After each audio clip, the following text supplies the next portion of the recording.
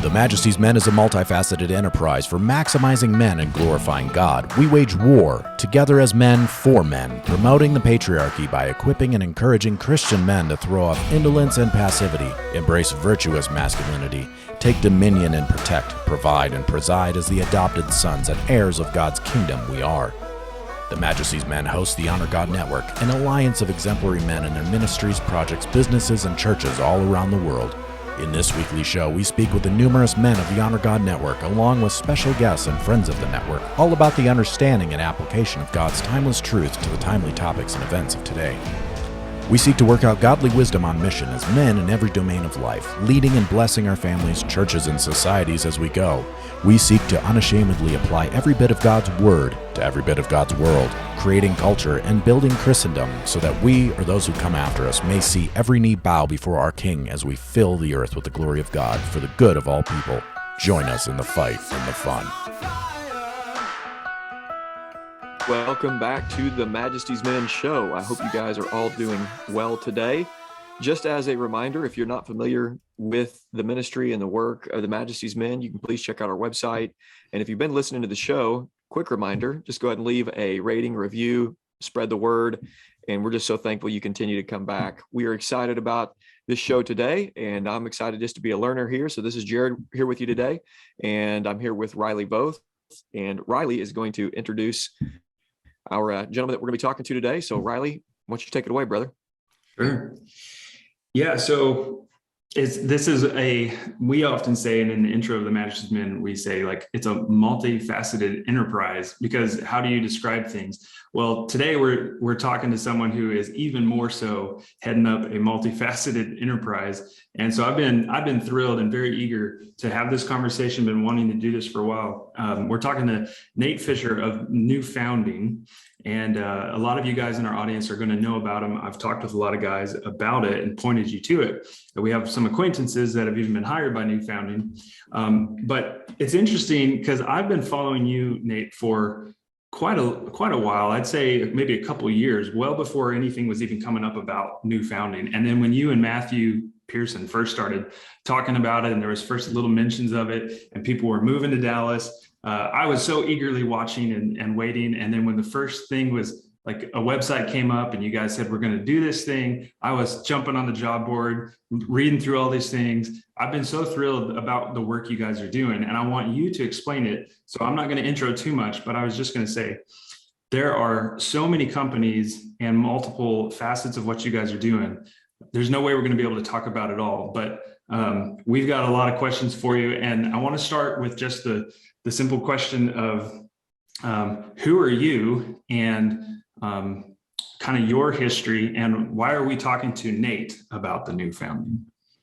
Thanks, appreciate that intro. And you're right that it is. There's a lot here, and I spent a lot of time actually wrestling with how to even frame the sort of central themes in my own mind, because that helps maintain my focus. And I know they exist. I have a lot of intuition that has driven some of them, but really keeping those central themes organized is actually helpful for me too.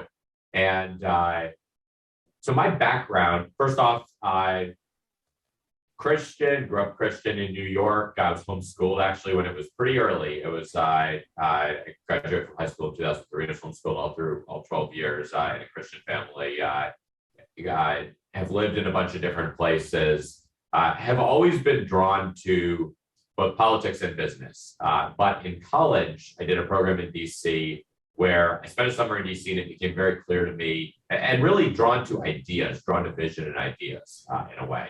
And it became very clear to me that politics was a place where careerist Mitt Romney types would kind of climb their way to the top, and independent ideas are sort of shunted to the side. And I remember making a very quick decision. Did not take me long to think about this thing. All right, I'm done with politics. Not interested in it. I'll focus on business. In business and investing, you have a non-consensus but correct idea, and you can make a lot of money.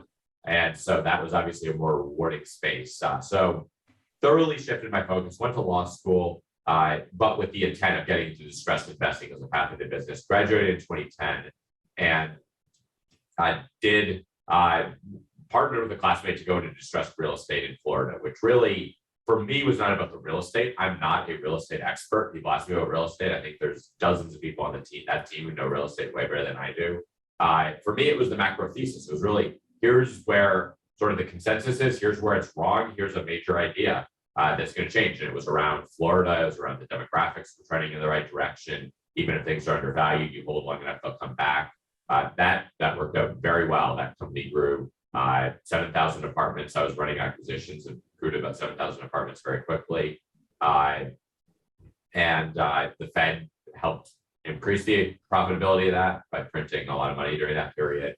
And then it was done. That trade was done, and I started looking at other things. Spent some time focused on technology, spent some time traveling around the world, spent a year actually visiting 65 countries and really asking people around the world what the opportunities and challenges were, and trying to just increase the sort of data points I had in terms of patterns to draw from as I looked for where things are going. And that drew me more toward a lot of the ideas that began to sort of shape actually what I'm doing now. I spent some time in technology, moved to San Francisco in 2016, and that was really a time that drew me. I re-explored my thesis about politics. I saw that we were undergoing a paradigm shift, and what I had assumed about politics was no longer true. Trump was rising very much with a set of disruptive ideas. The macro ideas were essentially behind the Trumps, and the Mitt Romney types were being shoved to the side. So renewed an interest, and then you saw that even the big companies growing in Silicon Valley were growing with a media theme, with a message that was really a quasi-political message.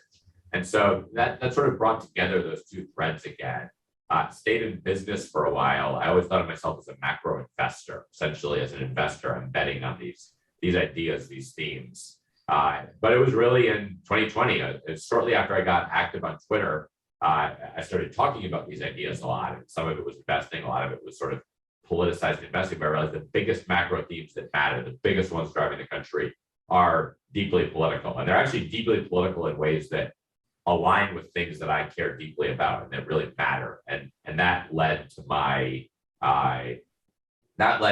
even further moving from trading on these ideas or seeing this as an investment thing, seeing something that I absolutely had to jump in and actually do what I could to actually change the direction. So it remains a sort of idea-driven thesis. Certainly, you mentioned Matt Peterson, and we came together around a very similar understanding of the ideas that were driving this, but I wanted to actually help make sure that we realize these ideas rather than just bet on them. So that brought me, I moved to Dallas about 4 years ago. Dallas I see as a hub of this. It's a natural capital of Red America. Live here now. Met my wife in law school. We have 4 kids, homeschooling them here in Dallas. Great place to raise a family. Great place to be doing what we're doing.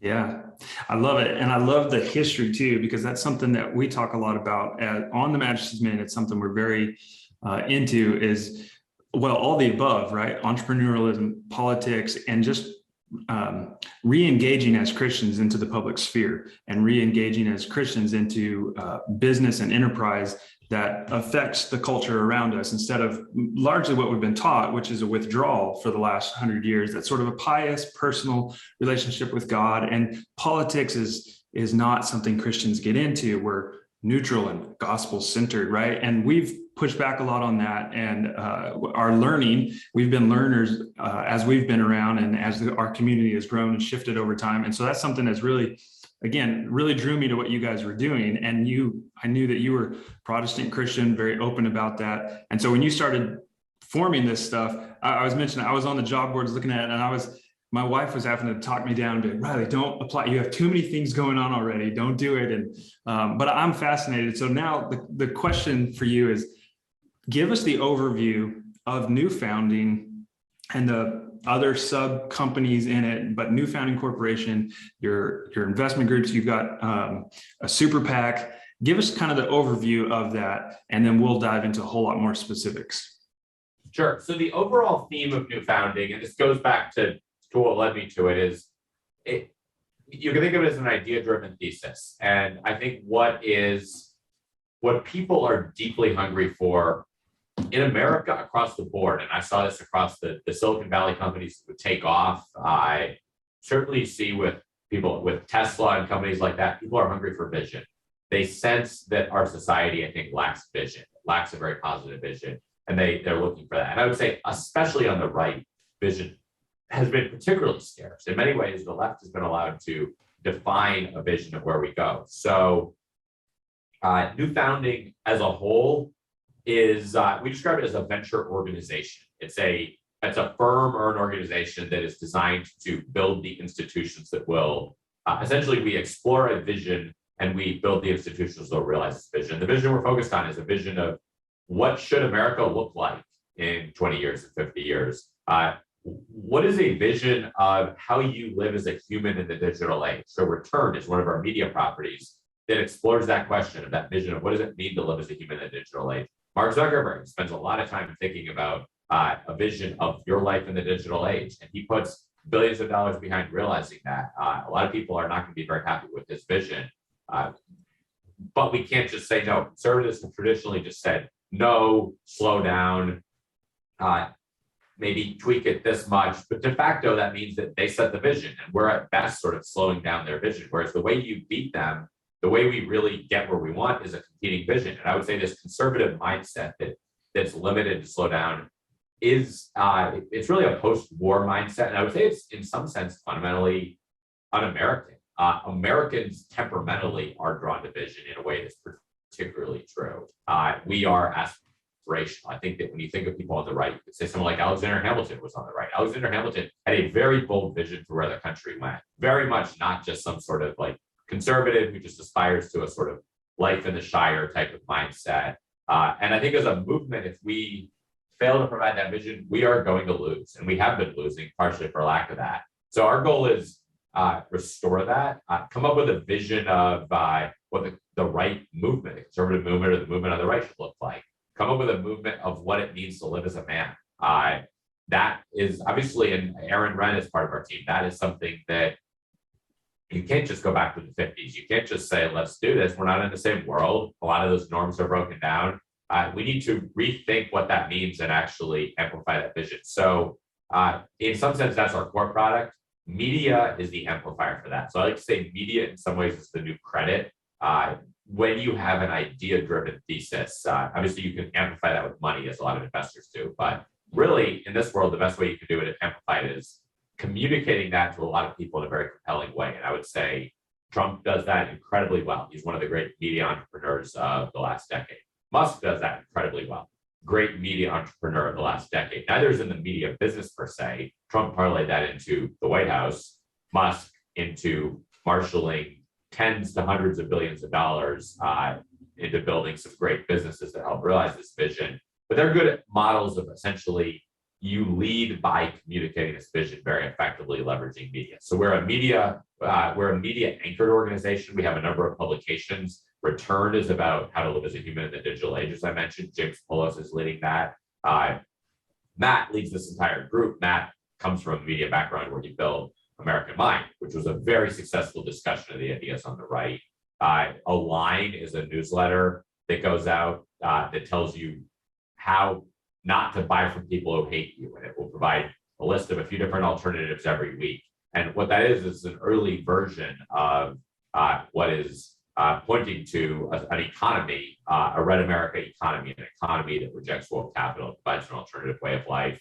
We have an early men's lifestyle newsletter. As I mentioned, Aaron Wrenn has been in that space already, and he's part of the organization. American Man is a new newsletter we're working on. American Woman is going to be a brand, a digital brand focused on women's lifestyle. I put Firebrand in that category in some sense. It's a digital media super PAC, but it's a media channel. It puts out messaging leadership around sort of speaking to the political class, actually, to some extent, around on behalf of people around a vision of where the party needs to go. American Reformer is a separate organization, but you can think of it as a product of the same venture organization. It's just a different business model. And American Reformer is a vision of where the church needs to go, where the Protestant church needs to go, and also to some extent a vision of where the country needs to go. So I look at American Reformer as providing an anchor point that anchors everything we're doing to a Christian vision of society, and it provides that thought leadership there that's going to in turn shape everything else. So we have a number of these different media channels amplifying this. Then you have Principal Investments, which is a sort of another product of this venture org, which is a growth equity fund that is there to invest in and back the entrepreneurs actually building certain companies within this. And then really a very significant part is the technology component. So we'll build technology organizations focused on essentially building the digital infrastructure for this life. And most central to that is what we're calling American Forum, a digital commonwealth is the term we're using, which is a new model of network designed and governed for the good of its members as properly understood, as anchored to this vision, to realize this vision. And that's early stage. It hasn't been launched yet. We're about a month away from the internal beta. But the goal there is really, don't just build a copycat Twitter. You see a lot of Parler or Truth Social. They're kind of copies of what already exists. Our thought is, what does technology ideally look like in a way that leverages the kind of connections that are really going to bring value to people as we understand the good. So that's ultimately the media draws people in. It provides this magnet around a particular vision. Our goal is then to broker the connections and build the community to bring people together to realize that.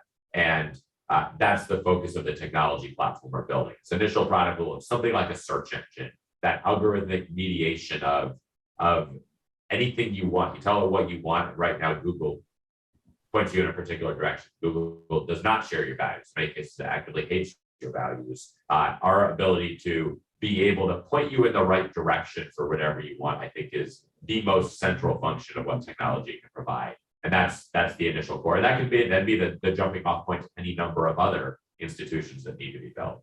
So that's the range. So it's there's a lot there, but you can think of it as fundamentally anchored to articulating the vision, bringing people together around realizing that, and to some extent, fighting for that vision, fighting to defend these people, which is where things like Firebrand get in, and other parts of American reform where it's actually fighting for these institutions.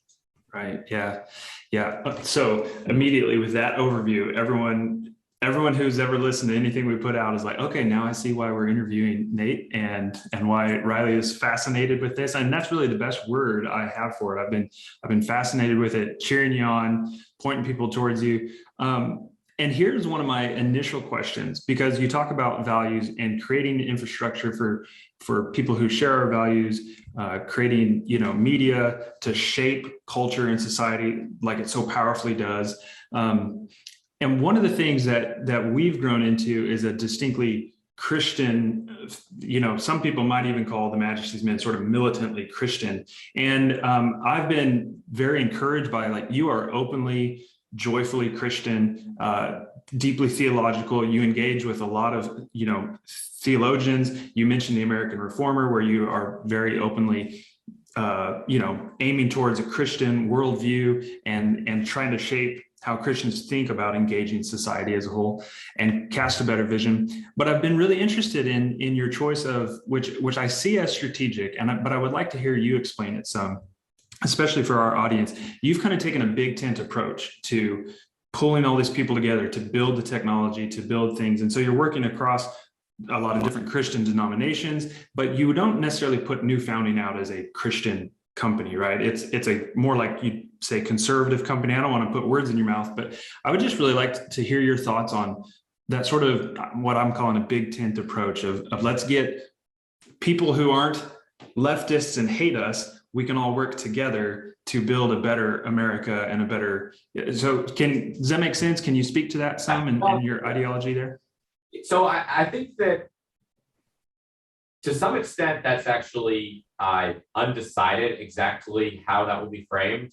So I wouldn't say that New Founding is not a Christian company. In fact, I think as a venture organization, at the very least, some of the organizations that produce will have a more explicitly Christian identity. As I mentioned, American Reformer are thoroughly Christian. As partners, we likewise can be unapologetic of our values. And finally, I very explicitly see American Reformer as an anchor point that provides a level of governance for that vision. So in a sense, everything needs to be compatible with that Christianity at least. At the same time, what we're building is, to some extent, we are asking for a degree of political leadership. So I like to say we're not running for office, partially because I actually think political office is in many ways limited in terms of the ability to impact a lot of what we're doing. But when you lay out that vision and you ask people to follow you, and when I put out a search engine, for instance, that's very much, and I think people recognize, actually, it's fascinating the way they recognize that Elon's bid for Twitter is really a powerful position of political leadership, of government leadership, de facto. And they recognize that, and they see that. And when you run a tech platform someone uses, that is actually a request for political leadership. So we put out this vision, we're saying, look, trust our algorithms to guide you and mediate the world for you, help you navigate the world. That's political. And so when we're doing, when we're making a political move like that, there is ultimately, there's a coalition that you need to build a winning movement in politics. Now, we're not don't necessarily need to get a majority here, but we're looking to transform the country, where I think there's groups that have very similar missions that are focused on, let's say, a particular city, a particular church, particular subgroup. We are very explicitly looking to transform the country, and that requires a scale of leadership that requires a big tent. At the same time, I am not neutral. We're not going to sort of limit it to some watered down Judeo-Christian values. The anchor point, I think America needs to be a Christian country to survive. So that doesn't necessarily mean it needs to be a state that is ruled with a state church, with a single state church or anything. But that actually makes it, first of all, a better place for a broad range of people. But that anchor point, that sort of public morality does need to be, it cannot be value neutral. And I think you actually see that particularly with algorithmic ranking. So think of a Google ranking. A Google ranking has a number 1, a number 2, a number 10, a number 100. There must be values built into how that search result is ranked. Those values cannot be neutral. When it comes down to a lot of questions, our algorithms are going to have to be catechized with a set of values, which ultimately are going to have to map to a particular religion. Now, can you have open protocols to some extent, allow a degree of pluralism? Yes, but at the same time, there need to be anchor points. So as I say, I think that though we have not necessarily articulated a explicitly Christian identity, we are very aware that there's a center point, and then there's sort of, as you build a coalition, there's going to be varying levels of partnership, but the center point is Christian. Right. Yeah. You can't be a conservative without knowing what you're conserving and why. And that is largely what has happened. Also, don't use the conservative word. We don't use the conservative word that much either. And I think the conservative word is actually, this alternative vision is actually in many ways not extremely conservative. There's a lot of overlap with conservative values, but I think a lot of this is actually a sort of bold and aspirational vision for America. So I would say we're more Christian than we are conservative in many ways. Yeah, that's good. I like that clarity too, because I often answer that when people ask, are you conservative? And the Majesty's Men will be attacked for being conservative. And we often reply, no, we're not conservative. What does that even mean? And in many ways, we're very progressive, but we're just not trying to progress the country off a cliff. We're progressing to better and righteous. And so I like that clarification. Since we're talking values and Christianity and sort of that thing, let's just stay on that for a bit and just tell us a little bit more just about American Reformer, because I do think that's something that much of our audience will be very interested in. I want to drill into that a little bit. Explain that just a bit more on the mission of, because even if you go to the website, it says reform, right? And it's asking people do you want to reform an institution you're a part of? So tell us a little bit more on that before we talk about some of the others. Sure. So I helped launch American Reformer more than anything because I knew that it needed to exist. And I knew that first off, if we don't reform the church, we have no hope for America. an American right that is not led by a renewed Protestant church is not going to succeed. First of all, America is a fundamentally Protestant country, and we need robust Protestant leadership framed in ways that are going to just resonate with the American political culture, just for purely practical reasons. Second of all, I want it to actually reform in a direction that is going to be anchored to a truly Christian understanding of society. Otherwise, it's not going to renew America. Otherwise, it's not going to be good necessarily. It might be better there might be better or worse alternatives. But I think that those go together in important ways. So I knew that we need an organization. And if we don't have a renewed church, then we're not going to see the church leading the movement. So I knew that this needed to happen. Now, ultimately, there's people who are much better qualified. I know the business side much better. I know the investment side much better.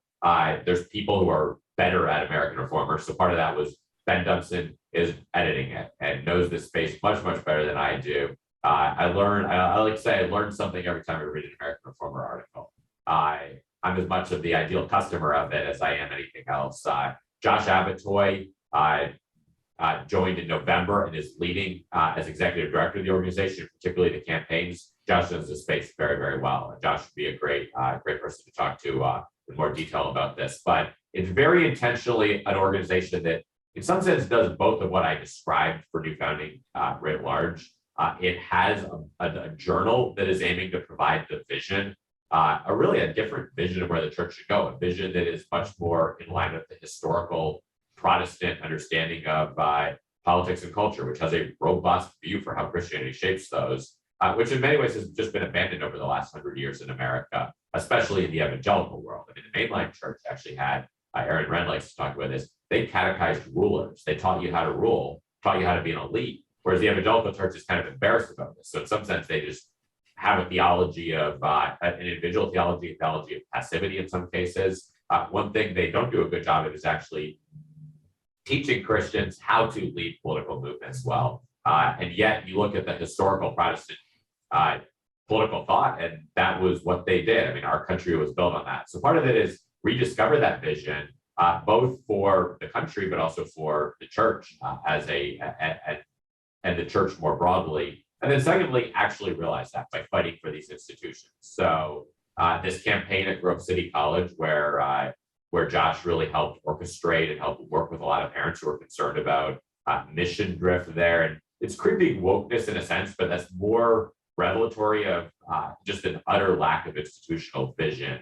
Where when I was a child, Grove City was talked about in the same breath as Hillsdale when I was going to college. And now Hillsdale has a $900 million endowment, and it's just taken off, and Grove City's kind of stagnated. And that I would say in some ways the sort of woke infractions are just canaries in the coal mine of an institution that has failed to capitalize on this incredible opportunity, which aligns with a lot of the opportunity that are recognized for New Founding, where if you boldly embrace an alternative vision, there's actually enormous numbers of people drawn to that. So our goal is really fight for the integrity of these organizations. A lot of times their bureaucracies are actually captive with people who fight for the opposite, who are really coming from the world and drawing them towards something that's going to be incredibly destructive to them as institutions. And so American Reformer is meant to be an organization that has the political savvy, has the organizational capacity to actually organize people to fight back, to reform these institutions and really renew them into a position where they're going to be able to thrive in, again, what Aaron likes to call the negative world, a different environment than many of them ever build expertise in. So both of those are essential. And I think that second one distinguishes us from most Christian organizations that I think fail to recognize that you need politics shapes everything. And we need to be thinking about the politics in these organizations and constantly fighting that battle for the integrity of the organizations and really capturing territory, recapturing territory. I'd love to be able to capture mainline churches. I think I used to walk by mainline churches and kind of look at them and say, that's not my space. I would not feel at home there. I think if they call themselves a church, then they belong to God, and whatever people are in there preaching heresy do not belong there. And ultimately, we should recapture as many of those as possible and eject the heretics. Yeah, we our last interview, and we have like a backlog of these to put out, so I don't know the order that they'll come out, but our last one was very much about that. Jared even went on a little rampage, lining out how we are gonna recapture these, and it was brilliant. It was a godly rampage. Yeah, I love this. This might be the one time that I actually pipe in and contribute, if anything. But Nate, I appreciate what you're saying and affirm as a pastor and being in ministry for 14 years. I was just working through a book. Riley and I are working through a book and going through the Deuteronomy blessings and cursings in Deuteronomy 28, and thinking about the head and the tail and obedience and disobedience, and as that relates to the gospel of Jesus and how he obeys and how he has bore the curse for us, and how this stuff works, that works itself out. One of the things that certainly has been caught by the church is that we are the tail and we're certainly not the head. And so this mentality of retreat rather than advance, let's modify vision given to us by the world and adopt it as our own, and kind of origami fold it, and then we'll just adopt something that looks like this, now has become the vision of Protestant churches, even in our mission and our values.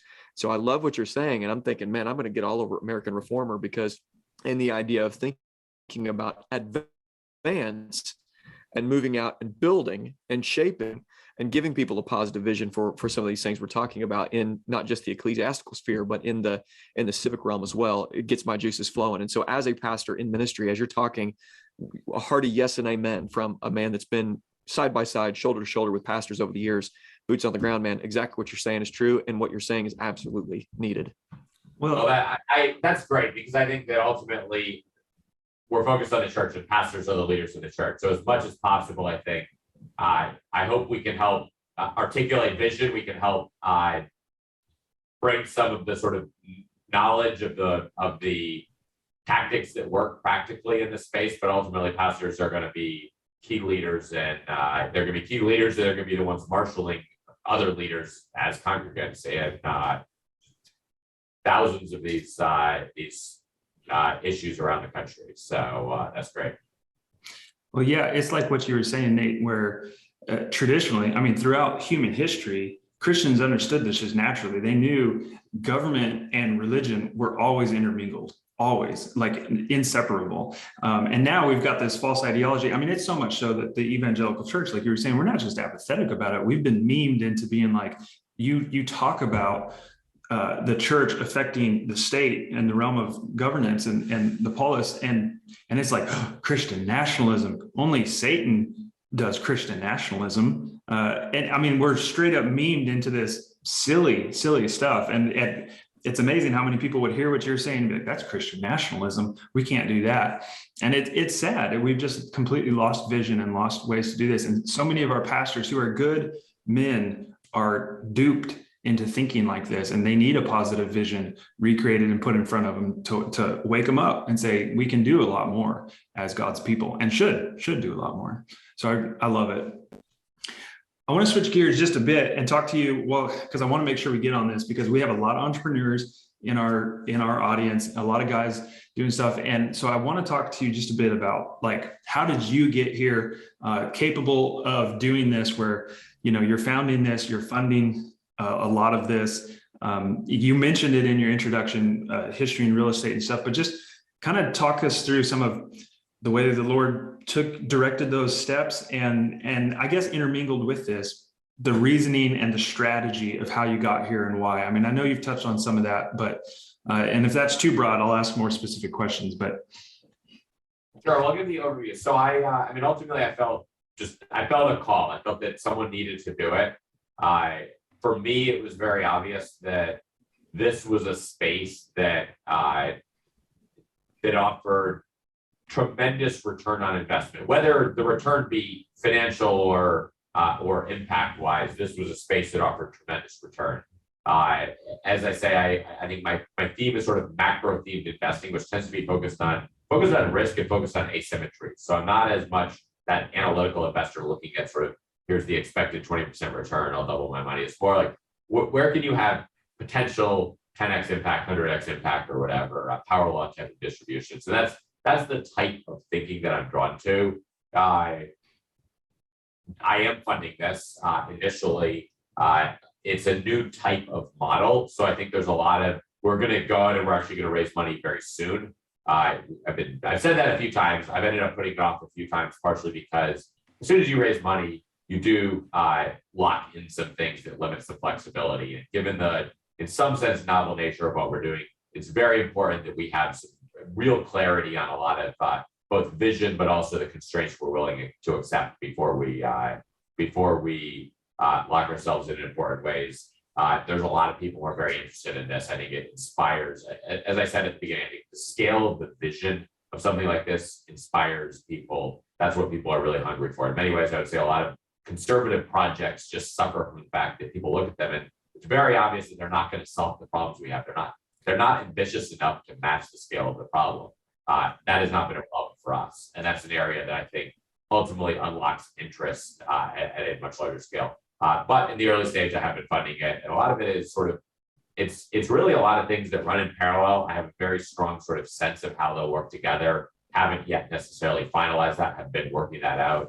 Some of them are nonprofit, put in some seed money philanthropically. American Reformer, for instance, obviously that's not a venture investment I'm going to get back. But it's something that I view like a venture investment with the returns need to come through impact.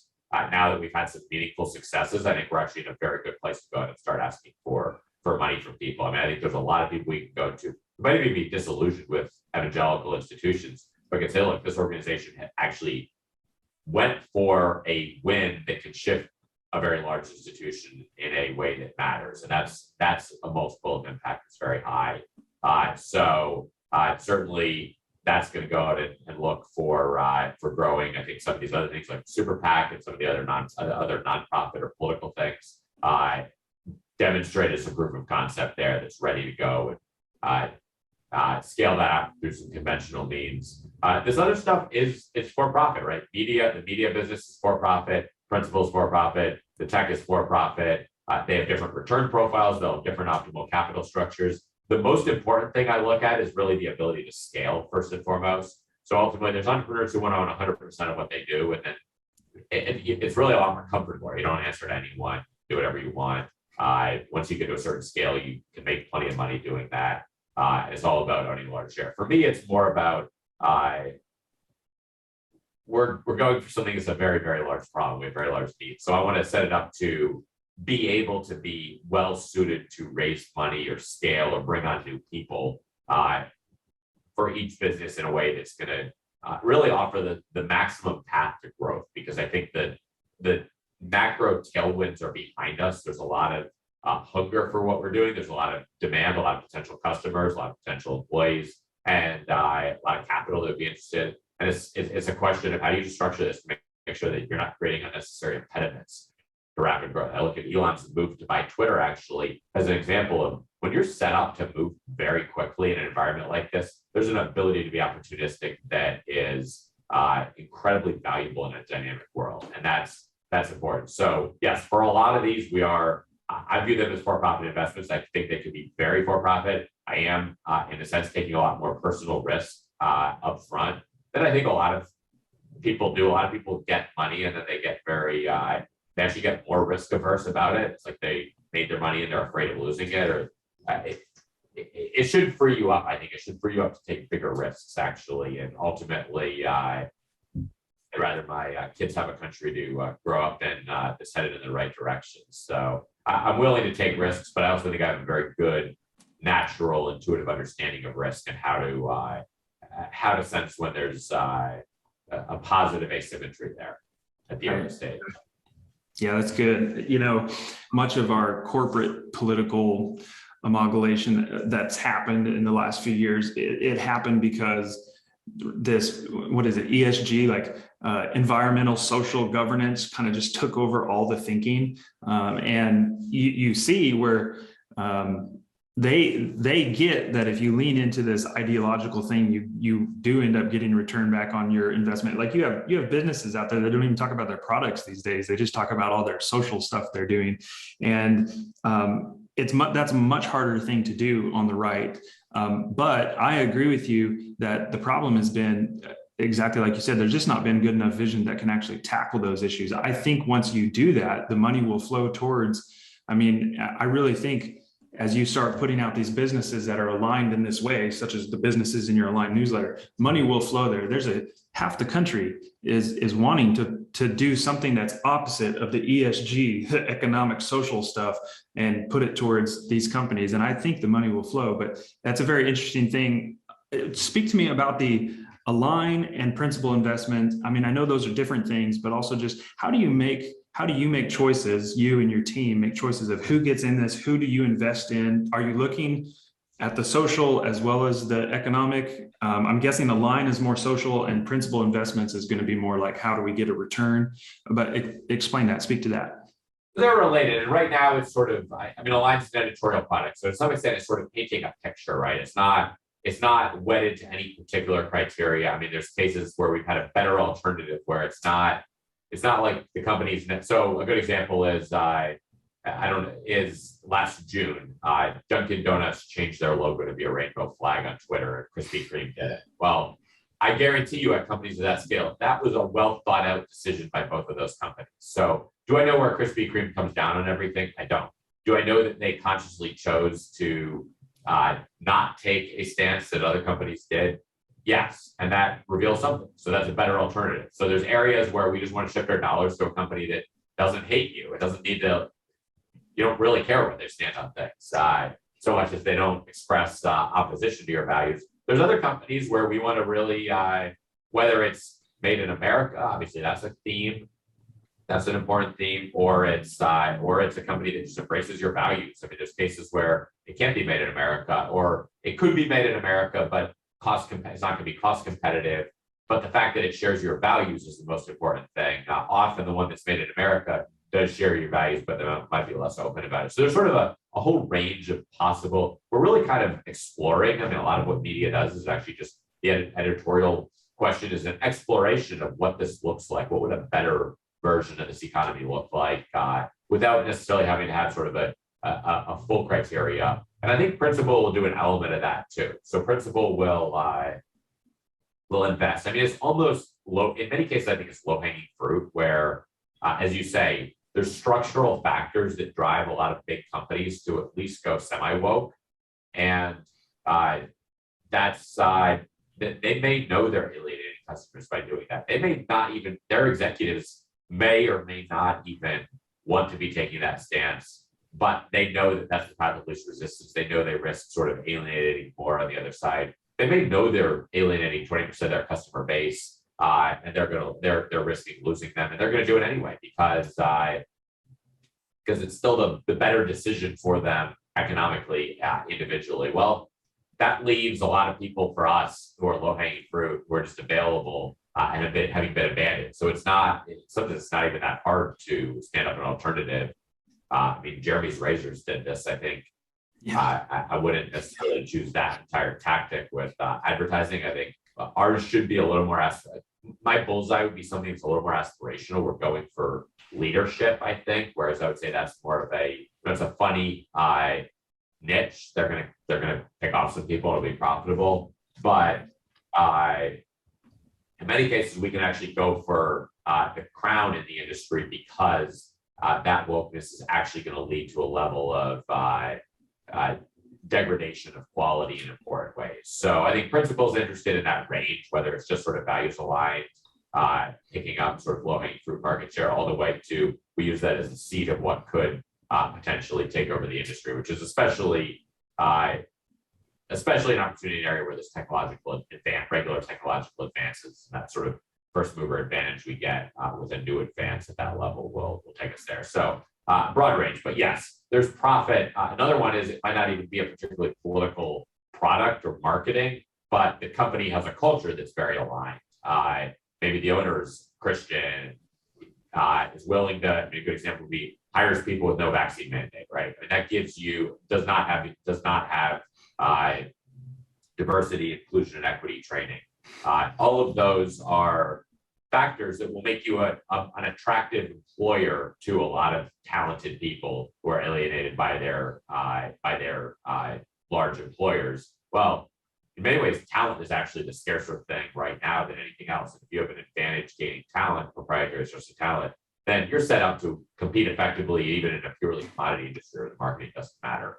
Another one would be just American greatness, national security. Certainly, there's a lot of people interested in that space in general. That's sort of a bet on the macro themes I recognize. I think those are companies that will be somewhat anti-fragile. The more chaos we see around the world, the better they'll do, even if they don't earn superior returns in the short term. They're companies that are poised to do well in more chaotic situations, and they also make our country poised to do better. So that's one that fits in that category. So there's sort of a range of things that all fit in this investing in the American way of life category. I mean, what does a picture of what are the sort of companies we need more of is a way of thinking of it. That's good. So are you partnering with other investors to make this happen in the principal investment group? Is it other investors besides yourself, or are you looking for them? I mean, I know you said you're going to eventually raise money, but. So Bart is a partner in that. Bart Lamont has he has the Align podcast where he actually he'll interview business owners, and he's been a partner for 2 years, actually going back before I even started New Founding. And so he's a partner there. We actually are talking to a couple of other prospective partners with investing experience there. And as I said, I think each of these, the goal is to grow as large as possible. So for Principal, that's one where absolutely we want to grow as a asset manager, as an allocator of capital. And there's high-level people who have a lot of experience in moving capital around who are interested in this space. So I actually see this as something that should be able to grow as a platform and bring in new people. And as a result, be positioned to steward more and more capital over time. Awesome. So each of these sort of units we're building is able to grow in the way that makes sense for it. And obviously, for an investment firm, additional partners is a key need if you're going to steward more capital. Sure. That's cool. Well, so if you have a large audience of Christian men, pastors, entrepreneurs, business owners, high-level executives, we've got ag guys, we've got military guys. I mean, we've got a lot of Christian men with families and churches and a lot of influence. If you've got an audience like that you're speaking to, is there anything else that you would just want to say to us? And how specifically can we as men support you, get involved in what you're doing? Give us the whole download on how we can help you out, all the ways we can help you.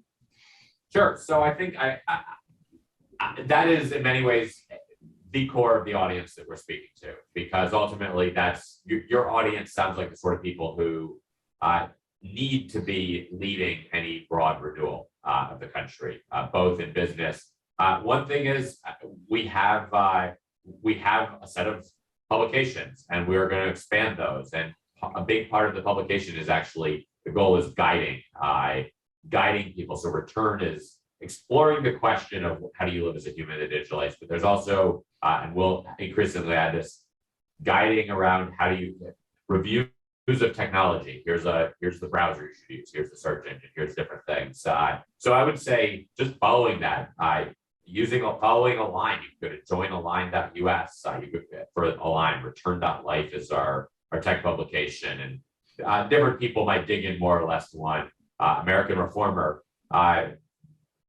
If you're interested, I think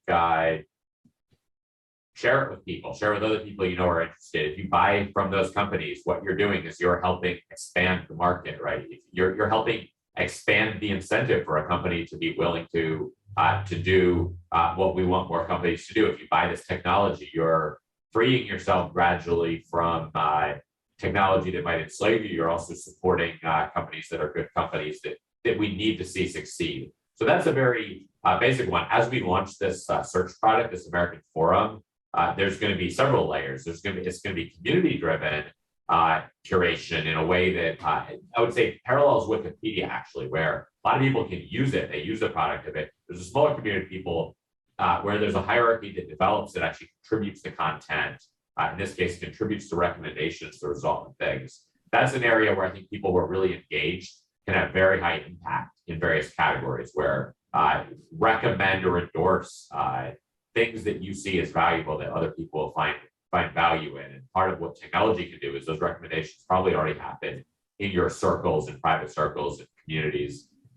Technology can help us amplify that so that it becomes conveniently accessible to a lot more people. And a big problem is convenience often wins out. So ultimately, Google might be more convenient than asking for a recommendation in your church. So there's categories where you'll just go with what Google recommends when the recommendation in your church would actually be better. Well, if we can solve a lot of that convenience problem of getting you something that parallels what a really solid community would actually endorse with its values, then we're providing an alternative that's actually both better and just as convenient. So I think just beginning to use that in some cases as that is launched, which will be over the summer, we'll start opening that up to some beta users, and then investing and actually contributing to it is huge. It means a lot. Finally, if you have businesses, we're going to be raising the fund for Principal very soon, coming out with that. That'll be a growth equity fund.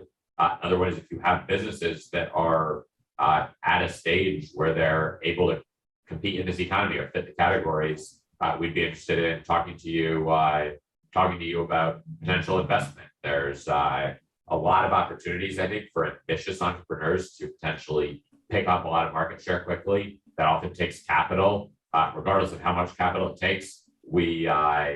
Part of what Principal can do is offer know-how, offer market expertise, offer access to talent, other things it takes. So that's valuable for American Reformer. Share the articles with pastors, share the articles with other people who are interested, but also potentially get involved in campaigns. And one thing that we'll be exploring is how to really roll out a community there that is a big part of what these networks can do is actually organize people around common aims.